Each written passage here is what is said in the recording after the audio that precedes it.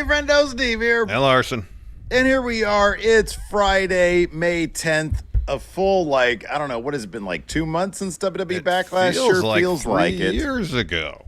My goodness graciousness. Those other guys sure did take their sweet time getting their star reviews out, Larson. Unlike us, ours are out. They were out within 12 hours. Less than that. They went up right away. Less. Yeah, man. They went up right away. We did the video right away. Within a couple hours, bang, they were up. But you know what, Larson? We still, even though ours might be timelier than Dave Meltzer's, By far. we still don't have the kind of star ratings that are endlessly debated, Yet. discussed, Yet. and fought over Yet. in the community yet.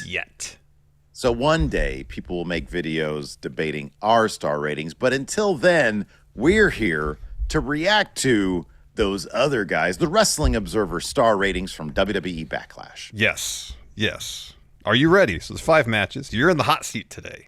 Given the temperature of this seat, I'm assuming I'm in the hot seat. You're in the hot seat. It hasn't gotten that warm yet in Sacramento area.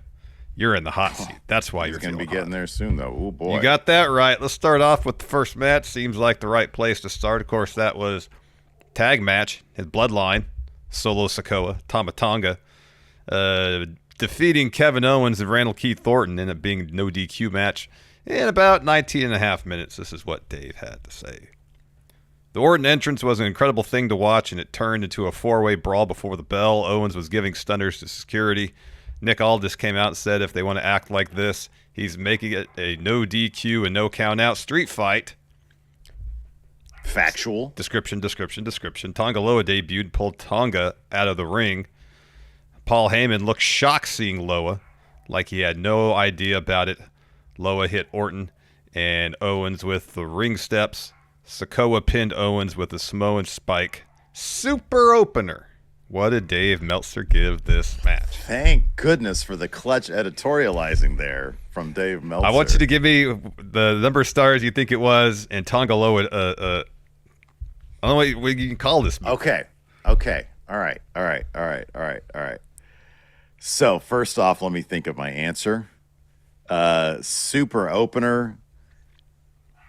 Feels like that match should have been anywhere between 4 and 4.5. I think super is better than 4.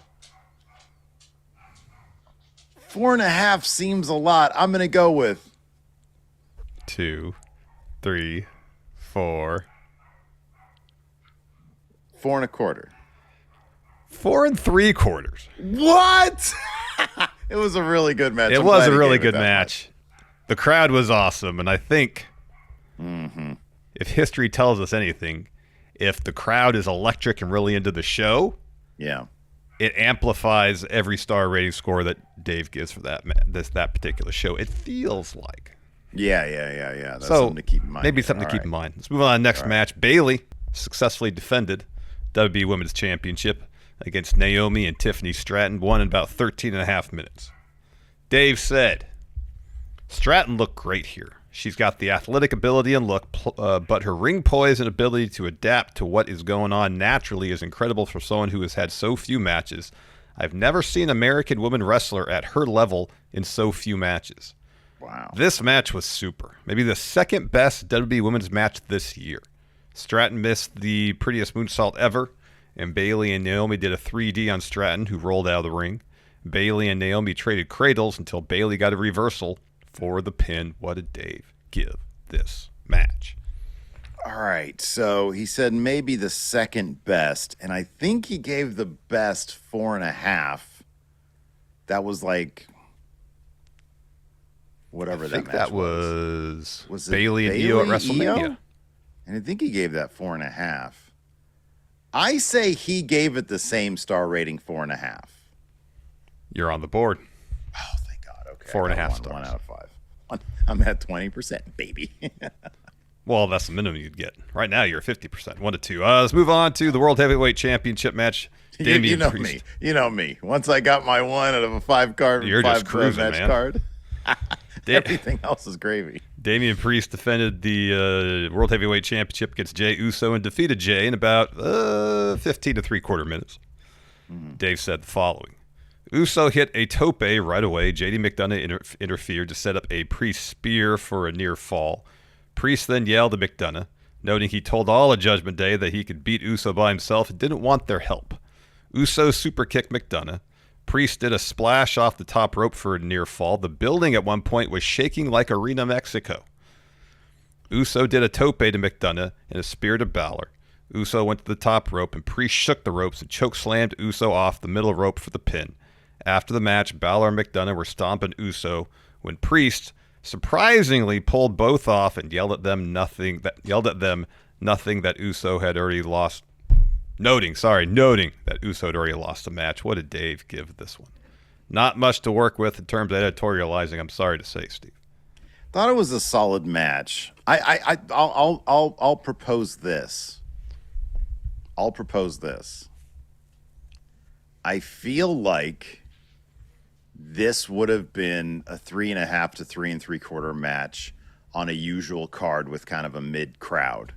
I feel like the crowd probably propelled it to, I'm going to say 4 stars. Gave it 3.5. So really, okay. Yes. So wow, okay. Not too so keen on it. If it had not been in that particular venue, probably it might have been a 3-star match if it were in. Yeah, I guess so. Wow. I don't know, somewhere else here in the States. You know what it was? You know what? I sort of noticed this during the match. There was at least one, maybe 2 extended what kind of looked like rest hold spots. Yeah. Priest had Uso's Uso, arms like this. Whatever that move's called. And they just look around. Yeah, I know. I know. They're looking around why nobody's popping for this bullshit. I know. Ain't 1980 anymore. Let's move on to the women's tag team title match. Bianca Belair, Jade Cargill won the titles after beating Asuka and Kairi Sane in 17 minutes and 20 seconds. Dave said, Belair worked most of the way, selling the build up Cargill's hot tag. Sane and Asuka both used arm bars, and Belair and Cargill both did one-arm power bombs to break it. Sane did the insane elbow on Belair, but Cargill saved. The finish saw Cargill do a power bomb into Jaded on Sane, while Belair used the KOD on Asuka for the pin. Ain't much for you to work with here, but what did Dave give this match?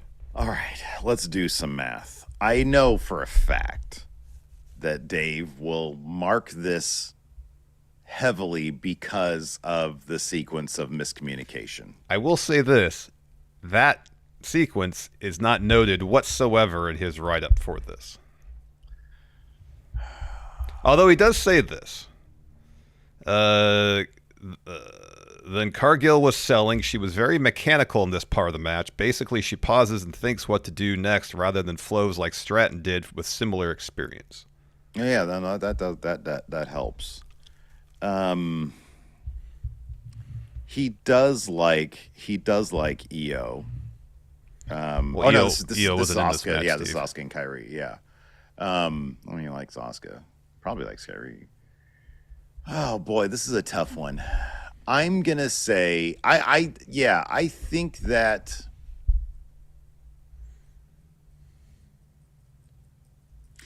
I'm gonna say he straight up gave it 2 1/4. He gave it 3 stars. Oh wow, that's nice. Okay, all right, okay. I had nothing to go off on that one except for there was nothing for you to go off of. All right. The main event saw Cody Rhodes defeat AJ Styles to successfully defend the WWE Universal title. What do they call it? 27 minutes, 16 seconds. This match should be right up his alley. Well, listen and find out. Thus spoke Meltzer. The crowd sang Rhodes' song. That's all you get. I'm kidding. Rhodes did the Styles leapfrog and dropkick spot. Then Styles did the same spot. Styles worked over Rhodes' shoulder from the missed Cody Cutter spot last week. Rhodes used a Kimura, but Styles powerbombed out of it. Rhodes hit a top rope Cody Cutter and got the clean pin with one crossroads. This match was a better wrestling match than the Reigns match, actually by a pretty great margin. But that match had its impact and history thing going for it. But this was probably WWE's best match so far this year. Mm-hmm. So it's WWE, so he's not going to give it 5. I think he gave it 4 3/4. 5 stars, Steve. Wow. Look at Cody Rhodes, the 5-star king. Wow. I'm going to be honest with you. It was a very good match. It's not a 5-star match. Hey, you know it's what? It's very good. Yeah, it is not a 5-star. It is 27 minutes. That shit did not let up. I don't remember. It didn't. It was very good. When he was doing this shit, just staring around. It was very good. Not really a 5-star match. Wow. That's why I gave it 4.5. Again, a very good match. He gave it 5 stars. Wow, that's kind of surprising. That's kind of surprising. It's awfully high. I will, in the interest of full disclosure, I was scrolling through Twitter today, and it's funny because like I came across a post that said all of Dave Meltzer's star ratings, and dude, my thumb could not scroll. I was like, I saw like in my head, I saw the number 4. And then I saw like a bunch of like what I thought were asterisks, and I was like, "Wait, people are posting the number and the actual asterisk, actual stars." Yeah, they do that. I saw like a bunch of stuff, but like none of it. And I saw the word solo, and I was like, "Ah!" It's unavoidable when you wake up the Friday morning after a pay-per-view. Yeah, unless you're going to go through and block Meltzer star ratings, all that on your social medias. You just got to run away from it. But I've always been open about this particular match was spoiled for me, et cetera, et cetera. But I didn't have anything actually. But it was very close. It was a near fall. It was a false finish right there. Close. So I got 1 out of the 5. You know what? I got on the board today. That's a win. That's a W for me. Very excited about that. That's better than I do a lot of times. Yeah, usually I'm good. Usually I'm actually pretty good especially with the WWE. No, I'm better with the AEW things, I think. Well, you have more chances to get ones right too. Yeah, but there was that one AEW pay-per-view where it was the one. Well, it's AEW, like the baseline generally 4 for Meltzer with an AEW show. At the very least, exactly. Yeah, it's like those takeovers. Anyways, let us know what you guys think about the Meltzer star ratings. Those other guys.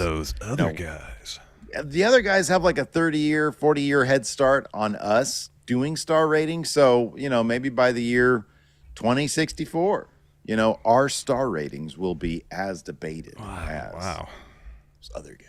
Maybe. I don't know. We'll see. You're going to be here trying to get them views still at the age of 80, 85. The way Social Security's about to be bankrupt, probably going to have to do that. Yeah, so much for retirement. Anyways, that's going to do it. We'll see you guys around. Goodbye.